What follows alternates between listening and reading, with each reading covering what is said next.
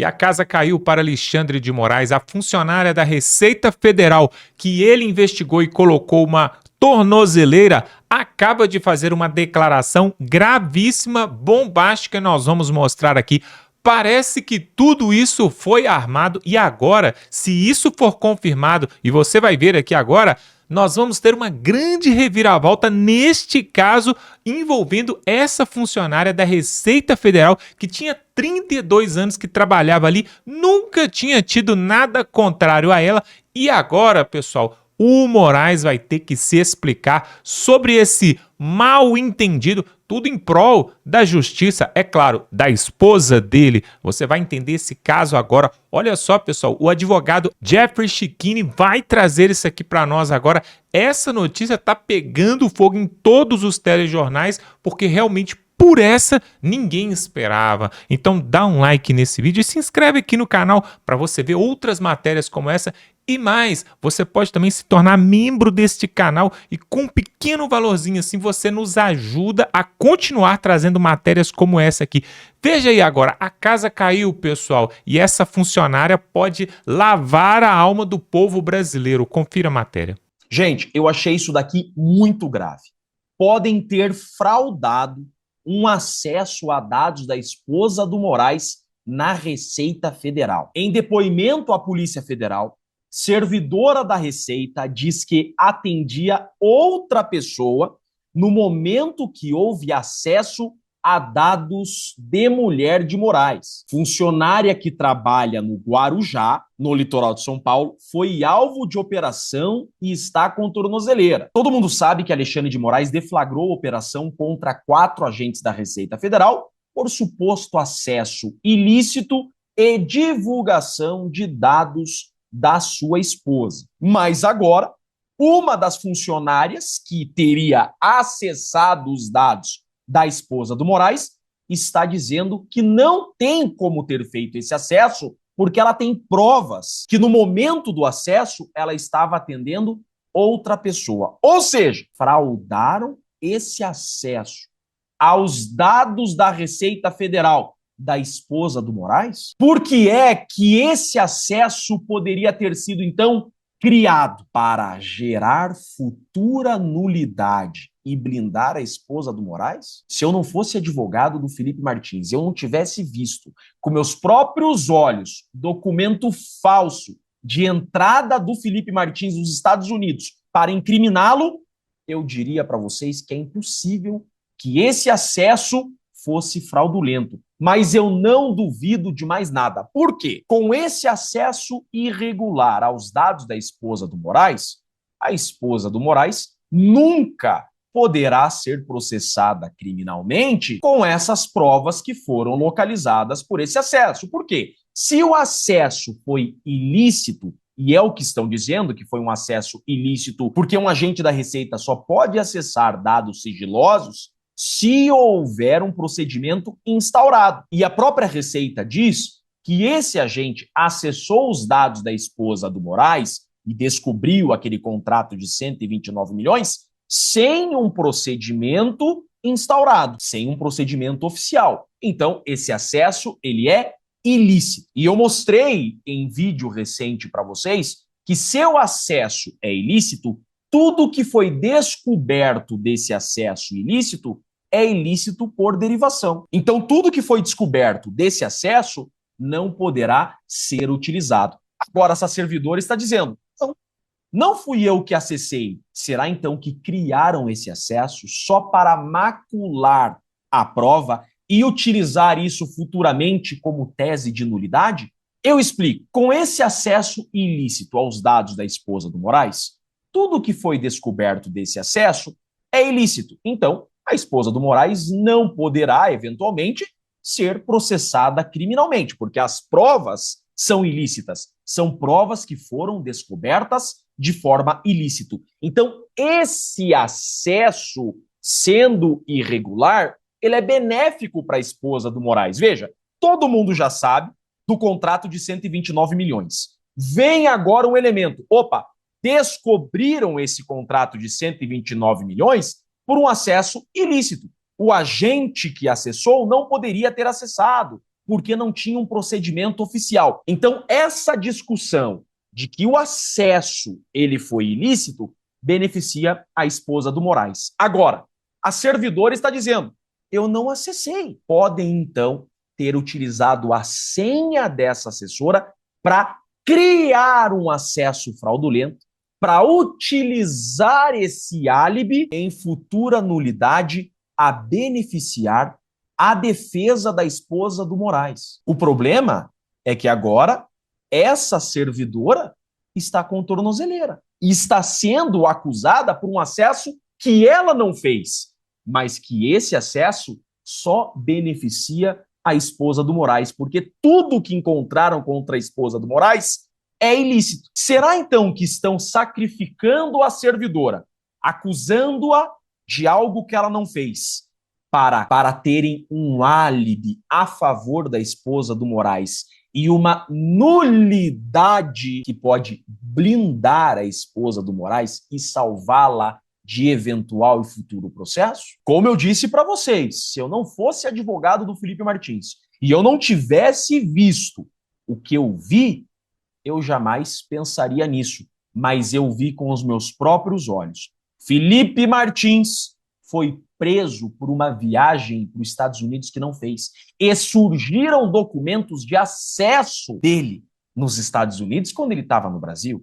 Felipe Martins foi preso de novo por acesso à rede social que não existiu e surgiu print falso. E ele está preso com esse print falso. Hoje eu não duvido de mais nada.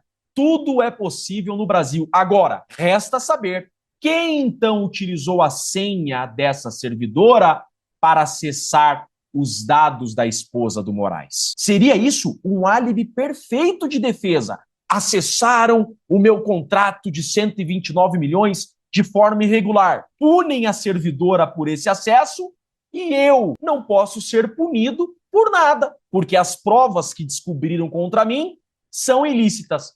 E a coitada da servidora, que não fez o acesso, vai pagar o pato. Mas a esposa do Moraes é beneficiada com esse acesso irregular. Eu já tinha achado muito estranho mesmo isso daqui. Receita admite acesso indevido a dados de ministro do STF e parentes. Os servidores da Receita são preparados. Eles sabem que não podem acessar dados sem procedimento oficial e que uma vez colocando a senha no sistema, isso é rastreável. Nenhum servidor ia acessar em sã consciência dados da esposa do Moraes e de seus filhos. É óbvio que isso é rastreado e chegariam muito facilmente nesse servidor. Agora, esse acesso sem procedimento instaurado, ele é benéfico para a defesa da esposa do Moraes, porque anula tudo que foi descoberto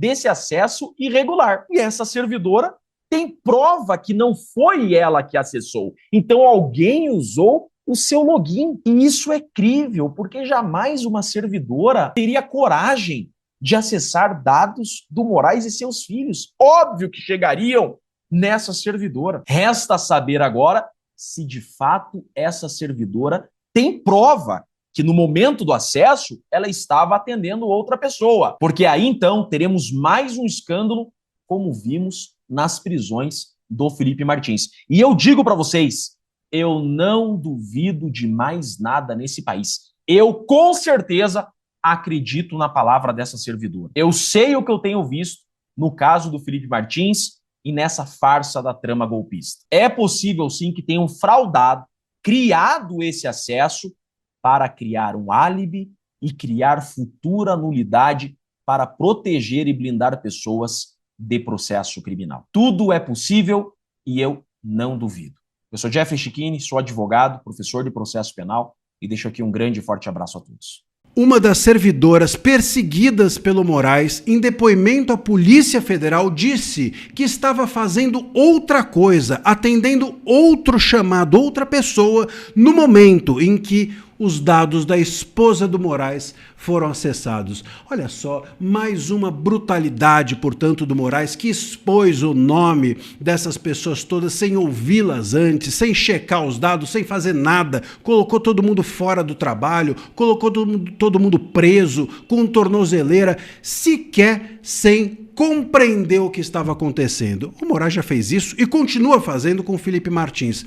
Agora parece que começa também a fazer com os servidores que ele está perseguindo. A servidora da Receita, Ruth, que eu não vou dizer aqui o sobrenome dela, para poupá-la, ela teve a sua vida simplesmente destruída pelo Alexandre de Moraes por uma suspeita não confirmada de participação no suposto vazamento de dados do ministro Moraes, ou de demais ministros, ou de familiares do ministro, sobretudo a mulher dele. O Moraes ordenou que ela fosse mantida em casa, usando tornozeleira eletrônica, proibida de ir ao seu local de trabalho e oficialmente afastada do cargo. Seu aparelho de celular foi apreendido e seu nome foi exposto para todo mundo, em rede nacional, para todos os jornais do país, porque estava no site oficial do Supremo Tribunal Federal, como se ela fosse uma criminosa, e uma criminosa perigosíssima. A Ruth, no depoimento à Polícia Federal, simplesmente disse que não acessou absolutamente nada. A Ruth simplesmente nega que acessou os dados da esposa do Moraes e diz que estava fazendo outro atendimento presencial a outra pessoa no momento do suposto acesso, e que os dados do acesso da própria Receita podem comprovar o que ela está dizendo. Ou seja, a mulher do Moraes não foi acessada por ela. Os dados dos ministros não foram acessados por ela. Se o ministro Moraes tivesse um pingo de competência, ele teria primeiro visto os dados de acesso, visto o que o que esses servidores que estão sendo perseguidos estavam fazendo antes de acabar com a vida deles. Antes de ouvi-los sequer, o Moraes acabou com a vida deles, expondo todo mundo. A Ruth, ela tem 32 anos de serviço e jamais respondeu sequer a um processo disciplinar, tendo a sua atuação profissional marcada pela competência e pela discrição, conforme dizem os seus colegas, e agora foi humilhada como se fosse uma vendedora de dados vazados de ministros. Os dados de Viviane Barsi de Moraes, que foram acessados e que ensejam todas essas cautelares contra a Ruth, CPF, nome da mãe, data de nascimento e dados eleitorais, sequer são os dados do contrato milionário com o Master, ou de evolução patrimonial que foram vazados, o que reforça a tese de inocência dela. Portanto, meus caros, nós estamos diante de um Moraes que está fazendo com esses servidores o que fez com Felipe Martins. Martins foi preso por uma suposta viagem que ele não fez, e quando ficou comprovado que não fez, o Moraes foi lá e disse não fez, ele continua preso. Está preso até hoje por ter acessado um LinkedIn que os seus advogados mostraram que ele não acessou. Ele fala, tem de manter o Felipe Martins preso. E agora o Moraes quer prender os servidores pelo que eles também não fizeram. O Moraes, ele não apenas tem sede de vingança, mas ele tem sede de competência. Ele sequer consegue perseguir adequadamente os seus inimigos, porque ele não tem nem competência para isso. Persegue as pessoas sem saber se são as pessoas adequadas a serem perseguidas, se é que há alguma adequação em perseguir alguém. O Moraes precisa cair. Nesse vídeo eu quero te falar um pouco sobre essa mulher aqui, Malu Gaspar. Uma das jornalistas que contribuiu para colocar o Brasil na situação que ele está agora. Lá atrás, quando o inquérito das fake news foi aberto, ela foi uma das pessoas, da maioria da imprensa brasileira, que bateu palmas, que dizia que o Moraes era a muralha contra o Bolsonaro, o defensor da democracia. Naquela época, sim, eles viam em Moraes uma ferramenta útil, alguém que poderia ser naquele momento fortalecido para destruir a direita e prender o Bolsonaro, e que depois eles poderiam colocá-lo dentro da gaiola de novo, dentro de uma jaula e uma coleira. Estão aprendendo que criaram um dragão que agora está com fome para devorá-los. Mas verdade seja dita, embora eles tenham ajudado a criar esse monstro, a gente vai precisar deles para poder voltar a democracia no Brasil, para poder voltar o STF ao quadrado deles. Não adianta. E é por isso que eu digo, apesar dela ter contribuído, eu agora respeito essa mulher. E eu vou te explicar por quê. Enquanto a maioria da imprensa brasileira está com medo de falar porque entenderam o tamanho do dragão que eles criaram, essa daqui está indo atrás da verdade. É só isso que a gente pedia da imprensa brasileira. Que eles fossem atrás da verdade e não fizessem militância constante. E a Malu Gaspar, como já está mostrando aqui, ó, vou mostrar para vocês. A situação da Malu Gaspar é essa aqui, ó. Janaína Pascoal teme prisão de Malu Gaspar. É essa. Jurista vê risco à liberdade de imprensa após rumores de possível prisão de Malu Gaspar. O Alexandre de Moraes fez essa busca e apreensão na Receita Federal porque ele quer criar uma linha para que ele possa seguir, e o objetivo dele é intimidar a imprensa. O objetivo dele é fazer com que a imprensa se cale. Quando o Glenn Greenwald conseguiu aquelas conversas e os áudios sobre a Vaza Jato, você se lembra dela, né? Ou a Vaza Toga, aliás, do Eduardo Tagliaferro, a Folha de São Paulo teve medo e não publicou. Publicou uma, duas vezes, na terceira depois pararam. Ligação, ó, se publicar vai dar problema. O fotógrafo que tirou aquela infame foto do Alexandre de Moraes dando o dedo do meio, né? Não vou mostrar aqui, mas dando o dedo do meio no estádio, foi demitido. É uma clara mensagem. Não mexa com ele ou vocês pagarão um alto preço. Agora, a Malu Gaspar, ela tá só dobrando a aposta. Olha o que ela publicou hoje. Reações de Toffoli e Alexandre de Moraes expõem fosso entre STF e sociedade.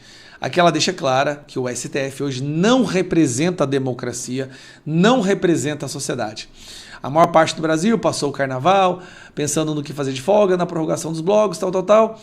No Supremo Tribunal Federal foram dias de tensão sem trégua. Os ministros ainda nem tinham digerido o trauma provocado pela reunião secreta que obrigaram Dias Toffoli a deixar a relatoria do caso Master, enquanto Alexandre de Moraes mandou que a Polícia Federal batesse na porta de outros 4 servidores da Receita do SERPRO em plena terça-feira gorda. Ou seja, ela está soltando 1, 2 matérias por dia, mesmo com seus colegas mais próximos dizendo, ó, ele vai te prender.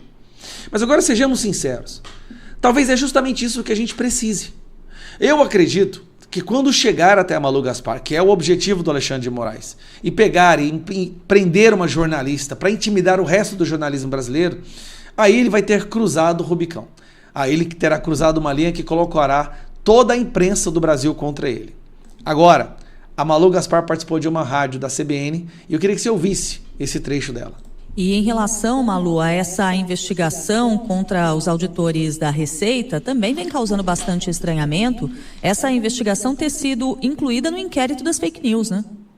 Sim, Cássia, eu acho que isso é um problema sério, inclusive dentro do Supremo, porque esse inquérito, veja, ele foi aberto em 2019 e o curioso é que com essas notas dos auditores fiscais explicando a situação, a gente lembrou de uma coisa que nem foi muito bem divulgada na época, mas que aconteceu, que esse inquérito foi aberto lá em 2019, já tendo como origem um suposto vazamento de informações de ministros de contratos ou de informações financeiras das mulheres dos ministros do STF, sabe?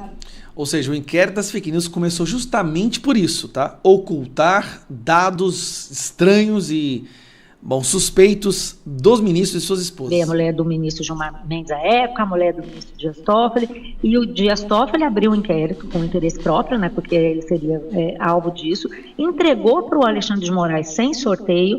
O Alexandre de Moraes manda fazer uma ação e afastar os servidores da Receita que supostamente teriam feito o acesso indevido aos dados dessas mulheres, e o que o Unafisco, a entidade dos auditores, lembrou a nós, e eu fui pesquisar e foi isso mesmo, é que esses auditores depois foram reintegrados porque não se descobriu nada sobre eles.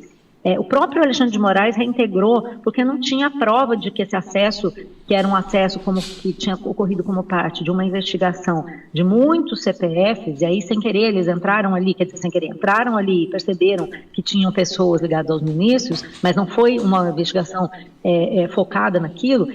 O próprio ministro Alexandre de Moraes mandou reintegrar esses servidores. Então, veja, você tem uma investigação em 2019 que já iniciou errado, a vítima decidindo abrir investigação, decidindo quem ia ser o investigador, quem seria o juiz. Bom, você já tem um contexto ruim, mas além disso, a investigação avança e você descobre que não tem nada para investigar. O que você faz? Fecha o inquérito. Não, o inquérito continuou aberto e foi virando outras coisas, foi se travestindo de outras coisas. Virou o inquérito das fake news, mas em primeiro ele era um inquérito para apurar essa coisa dos auditores, ele virou um inquérito para censurar matérias da revista Cruzoé que mostravam trechos da delação do Marcelo Odebrecht, em que ele falava que o Dias Toffoli era o amigo do meu pai, ou seja, o amigo do Lula, e Odebrecht se referia a ele como alguém influenciável. E foi virando outras coisas, virou um inquérito para apurar milícias digitais, virou um inquérito para apurar fake news dos bolsonaristas, e ele nunca foi encerrado. Gente, ele colocou Elon Musk dentro desse inquérito, só para você ter uma ideia, tanto que o cara tá fora da realidade. Nunca foi prestada contas à sociedade. Em 2020, o Supremo chegou a chancelar esse inquérito, numa votação de todos os ministros. E aí o Fachin falava, mas precisamos, nessa votação, que a gente tome cuidado, porque o veneno, isso pode virar um veneno contra nós mesmos. Pois é, virou um veneno. E o que a gente está vendo, tanto na reunião do que houve secreta do Supremo que vazou, e agora com o silêncio diante da atitude do ministro Alexandre de Moraes, é que a responsabilidade pelo que está acontecendo é do próprio Supremo. Essa mulher partiu para cima, peraí. Porque os ministros se protegem. Essa mulher, ela tá enfrentando, ela não tem noção. Primeiro que para a esquerda ela já virou bolsonarista. Para a extrema esquerda já soltam aí nos grupinhos que ela se rendeu ao bolsonarismo, que ela é fascista. Mas ela não é. Ela é de esquerda, o posicionamento dela nos seus artigos sempre, nas suas colunas, sempre mostra isso, nos seus posicionamentos. Mas eu acho que até a imprensa percebeu, olha, nós criamos algo terrível para o nosso país e a gente tem que lutar contra. Só que a primeira pessoa que está tendo a coragem de realmente ir para cima e continuar as investigações é ela. Mesmo com as mensagens e os boatos que ela pode ser presa. Então, querendo ou não, ela tem minha admiração. Errou. Tá tentando acertar agora, tá tentando fazer o certo e com ameaças. Mas é por isso que eu querendo ou não, continue o seu trabalho, Malu Gaspar. Tem muita gente que ficou brava comigo quando eu falei assim, que eu prestava solidariedade a ela. Nós precisamos de mais pessoas igual ela. Pelo menos ela teve o bom senso de voltar à realidade, perceber o dragão que eles criaram e agora estão lutando para colocar um pouco de decência e sanidade no Brasil. Moraes cria uma teoria da conspiração para chamar de sua que é insana. Tudo sobre o vazamento da Receita Federal. O que eu vou te mostrar aqui agora é realmente coisa de maluco, gente. É sério. É uma teoria da conspiração insana, paranoica, que o Moraes criou para fazer uma cortina de fumaça e tentar se brindar do escândalo do contrato de 129 milhões de reais da esposa dele com o Banco Master. Vem aqui comigo entender essa bomba agora com essa coluna aqui do Álvaro Gribel que saiu no Estadão. Moraes cria a teoria da conspiração para desviar foco de que STF tem sim explicações a dar sobre o Banco Master. O ministro Moraes, do STF, quer criar uma teoria da conspiração para desviar o foco do principal. O que é o principal? É o suposto contrato milionário entre o escritório da sua esposa e o falido Banco Master e também a sociedade do ministro Dias Toffoli em um resort de luxo por valores muito acima da sua renda acumulada como servidor público. Moraes acredita estar sendo perseguido por integrantes do governo Lula. Resta saber por quais motivações. E isso fica evidente sobre a ordem dada à Receita Federal para investigar a quebra de sigilo fiscal de integrantes da corte, mas com um recorte de 2023 para cá. Ou seja, não houve suspeitas por parte de Moraes sobre a atuação do órgão do governo Bolsonaro. O ponto aqui é o seguinte, Lula é aliado do Moraes, não é inimigo, não é adversário do Moraes. Quem poderia fazer alguma coisa seria eventualmente o Bolsonaro, já que o STF tratava o Bolsonaro como inimigo. Mas, veja só, a suspeita agora é de que o governo Lula está tramando alguma coisa. Gente, que teoriazinha da conspiração fajuta é essa, hein? A operação da Polícia Federal contra os servidores da Receita não é sobre proteger dados sigilosos, não. É sobre criar uma narrativa conspiratória para desviar o foco do que realmente importa. Moraes e Viviane não explicaram o contrato de 129 milhões de reais. Olha aqui, ó. Como o ministro até agora não conseguiu explicar o contrato da sua esposa, ele se utiliza dos poderes extraordinários do inquérito para dar ordens à Receita e assim misturar os assuntos. Os servidores, diga-se de passagem, que quebraram os sigilos dos ministros e familiares precisam ser investigados e punidos, mas não cabe a Moraes acumular os papéis de vítima, investigador e juiz. Também não tem fundamento que integrantes da corte reclamem da investigação de 200 páginas da Polícia Federal que atingiu o ministro Dias Toffoli. A inversão de papéis, nesse caso, foi ele assumir a relatoria do caso Master, sem nenhum constrangimento, para só depois admitir ter sido sócio de um resort que também passou pelas mãos de um fundo ligado a Vorcaro. E olha aqui o que a Malu Gaspar revelou no Globo. Olha aqui comigo, ó. Operação da Polícia Federal contra vazamento de dados de ministros do Supremo tem estranhezas e tem pontos obscuros. Dá uma olhadinha aqui comigo nas perguntas que ela faz, ó. Para começar, não se sabe até agora qual o vazamento que está sendo investigado, porque a nota do Supremo sobre o caso não informa. O texto escrito no gabinete do Moraes se limita a reproduzir a Procuradoria-Geral da República dizendo que a exploração fragmentada e seletiva de informações sigilosas de autoridades públicas, divulgadas sem contexto e sem controle jurisdicional, tem sido instrumentalizada para produzir suspeitas artificiais, de difícil dissipação.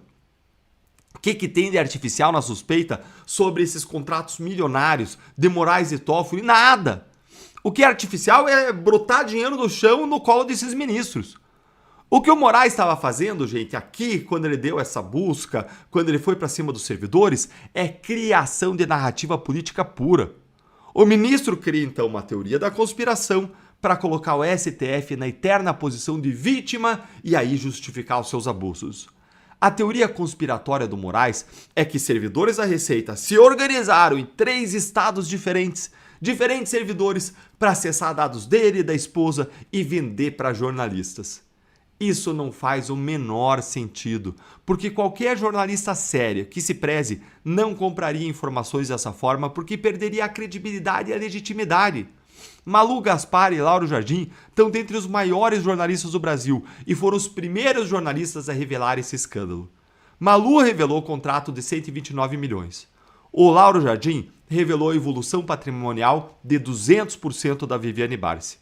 Agora, a pergunta que não quer calar é: Moraes vai ter coragem de prender esses 2 grandes jornalistas brasileiros? Porque a lógica da teoria conspiratória do Moraes leva exatamente para isso. Se servidores venderam dados para jornalistas, ora, então esses jornalistas eles são cúmplices. É para isso que essa operação está caminhando, para intimidar, para possivelmente até prender quem expôs o escândalo. Moraes está paranoico, conspiracionista, vingativo e insano, mais do que nunca. É coisa de quem usa chapéu de alumínio, é um show de horrores. Ou então, Moraes está maquiavélico, tramando, fingindo loucura para construir uma teoria da conspiração na esperança de que alguém desavisado acredite nela. Me conta aí nos comentários, você acha que o Moraes vai ter a coragem de prender a Malu Gaspar e o Lauro Jardim? Olha, eu acho que não, mas no Brasil do Supremo de hoje, até o passado é incerto.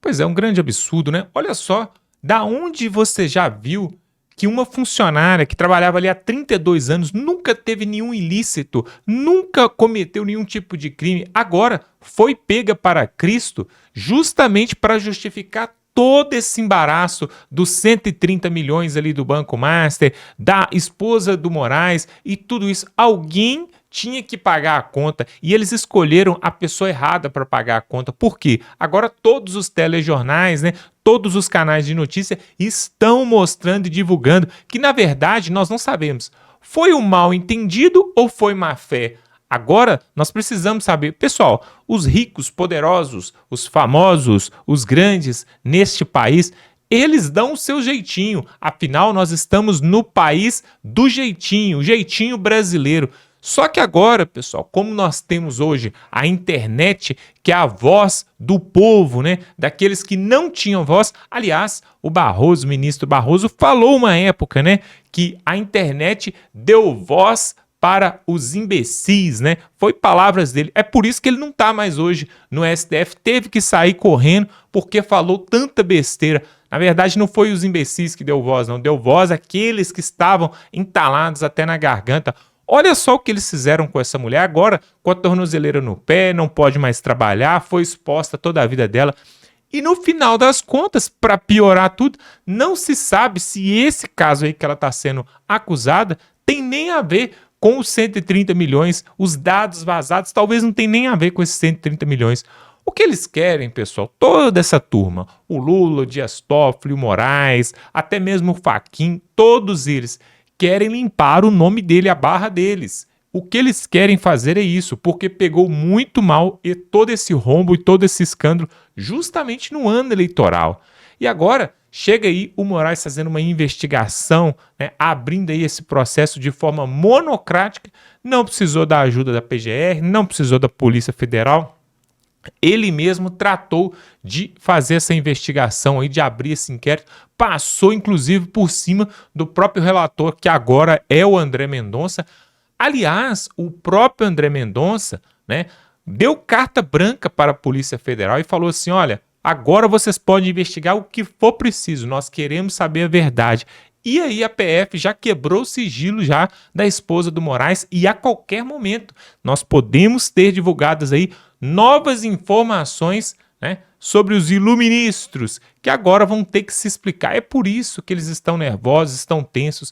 Quem é que gosta de expor a sua vida quando você está lá nos altos escalões da política, do judiciário ou do Congresso e mexendo com dinheiro público, principalmente? Porque de uma forma ou de outra, direta ou indiretamente, o judiciário também envolve dinheiro público. Ou você não sabe que tem uns lobistas que vão até ali para ganhar favor e em troca desse favor aí tem o Pix que acontece, tem favorecimentos ali, né, de certas formas.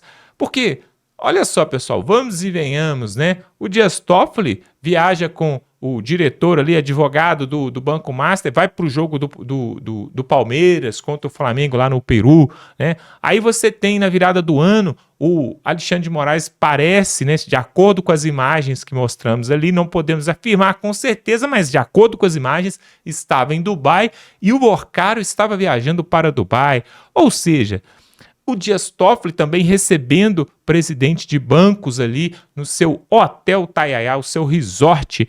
Todas essas influências são trocas de favores. Inclusive, há pouco tempo, o deputado Gustavo Gaia, ele relatou que ele recebeu um convite para ficar num camarote VIP ali em Salvador ou no Rio de Janeiro, me parece. Um camarote desse custa milhares de reais. É muito caro e não é qualquer pessoa que pode pagar e pode ir até lá. Ele foi convidado, mas é claro, ele recusou porque ele tem vergonha na cara. E ali, pessoal, é onde acontece, ali em Brasília, naqueles arredores, essa troca de favor. Eu te dou aqui uma viagem no jatinho, eu te dou uma entrada num jogo, você vai comigo para o meu hotel, você passa um final de semana com o meu iate e tal. E nisso, essas trocas de favores é onde acontece toda a corrupção, lavagem de dinheiro. Aliás, né, nessa última semana, a PF divulgou ali, né, mensagens de celular, do WhatsApp, de todas as bagunças e orgias que aconteciam ali no Hotel Taiaiá, né, envolvendo autoridades dos 3 poderes em Brasília. Olha só que absurdo, pessoal. Aonde que a gente pensou que ia chegar nesse ponto o Brasil? Se você der uma pesquisada aí no Google, no YouTube, em qual país acontece essa bagunça que acontece aqui no Brasil?